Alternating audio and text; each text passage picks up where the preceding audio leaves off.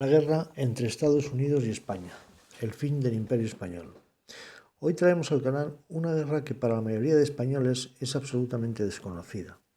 El que más o el que menos sabe que España ha mantenido alguna guerra con Inglaterra, Francia, Portugal, pero muy pocos saben que también la mantuvimos con los Estados Unidos de América y que lamentablemente la perdimos. A partir de ahí, no solo perdimos la guerra, España perdió definitivamente su imperio de ultramar, aunque de hecho ya había comenzado su declive. Para finales del siglo XIX, el Imperio Español ya solo mantenía Cuba, Puerto Rico, Filipinas y algunos archipiélagos como las Carolinas y las Palaos. Siendo Cuba el territorio más importante por su situación geoestratégica, así como por su entrada a Hispanoamérica. No obstante, en la isla de Cuba hacía ya tiempo que había nacido un sentimiento nacionalista que creía ver en la metrópoli el foco a todos sus problemas. Así, las guerrillas locales disputaban a las tropas españolas el control de la isla, en muchos casos alentadas, cuando no financiadas, por algún país cercano. Por otro lado, Estados Unidos estaba muy interesado en la isla y, de hecho, intentó varias veces hacerse con ella mediante la compra a España. Sin embargo, España siempre se negó a vender la isla. En un momento dado de máxima tensión entre España y las guerrillas insurgentes, Estados Unidos de América decide enviar a la zona un navío acorazado, el Maine, quedando anclado en la bahía de La Habana, con la excusa de querer proteger los intereses de los ciudadanos norteamericanos residentes en La Habana. Obviamente, esta posición de intimidación no fue vista con buenos ojos por el gobierno español, si bien la situación no pasó de ahí, salvo que España, a su vez, envió a la bahía de Nueva York el crucero Vizcaya, en justa reciprocidad con las intenciones norteamericanas.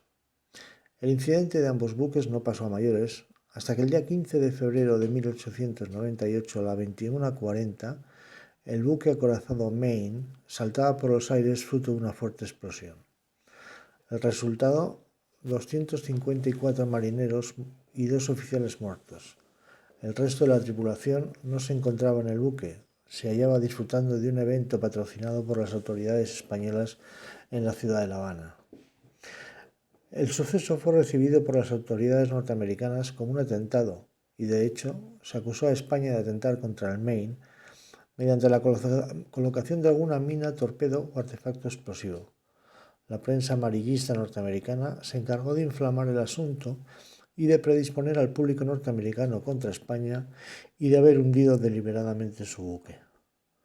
Las autoridades norteamericanas se hicieron eco de la indignación popular de su país y enviaron al gobierno español un ultimátum exigiendo inmediatamente el abandono de la isla por parte de los españoles.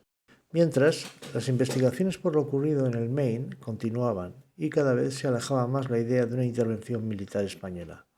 La presión popular norteamericana, apoyada por la prensa sensacionalista, presionaba al gobierno norteamericano para tomar medidas más contundentes contra nuestro país. La investigación llevada a cabo por especialistas españoles señalaba que lo más probable es que fuera el propio barco quien hubiera sido objeto de una explosión interna de su Santa Bárbara, es decir, el espacio habilitado en el barco para almacenar la pólvora. No obstante, y a pesar de que nada pudo probarse contra España en lo referente al hundimiento de su acorazado, la mecha contra nuestro país había prendido y tanto la opinión pública como las autoridades norteamericanas encontraron la excusa perfecta para declarar la guerra a España. Y así, el 25 de abril de 1898, Estados Unidos declara la guerra a España.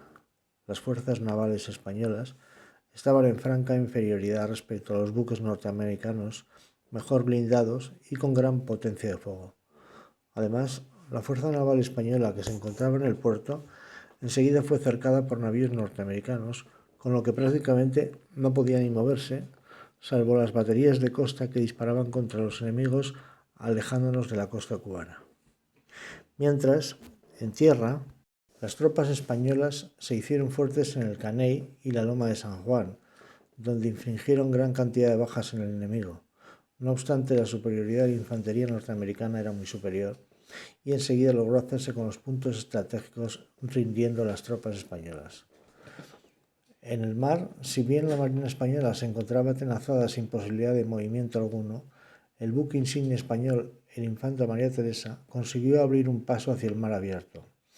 Aunque su intento era un suicidio, consiguió salir de la bahía, pero le estaban esperando los buques enemigos que la torpedearon sin ninguna posibilidad de defensa hasta que le hundieron frente a las costas cubanas.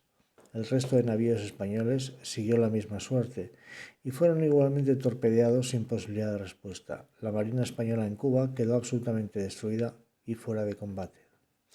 Tras feroces combates en tierra entre la infantería de ambos países, Santiago de Cuba cayó el 16 de julio y el 25 de julio de 1898 Estados Unidos pone sus ojos en Puerto Rico e inicia una incursión terrestre en Guánica, donde encuentra una fuerte resistencia de las tropas españolas. No obstante, los buques americanos bombardean sin parar las defensas de costa españolas hasta el final de la guerra. Mientras, en Filipinas, la flota española se ve incapaz de resistir el empuje de las tropas norteamericanas y los navíos quedan hundidos o inutilizados. Es el final. Ante tal situación, el gobierno de España, con Sagasta al frente, solicita la mediación de Francia para alcanzar un acuerdo de paz con Estados Unidos de América. El 10 de diciembre de 1898 se firma el Tratado de París que pone fin a la guerra y al final del Imperio Español. Estados Unidos se queda con Puerto Rico, Filipinas y la isla de Guam y se obliga a España a conceder la independencia a Cuba, que se hará efectiva en 1902.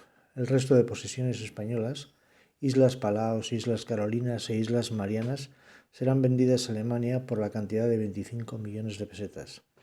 España había perdido una guerra que sabía que no podía ganar y con ella las últimas propiedades de un imperio que había durado 4 siglos.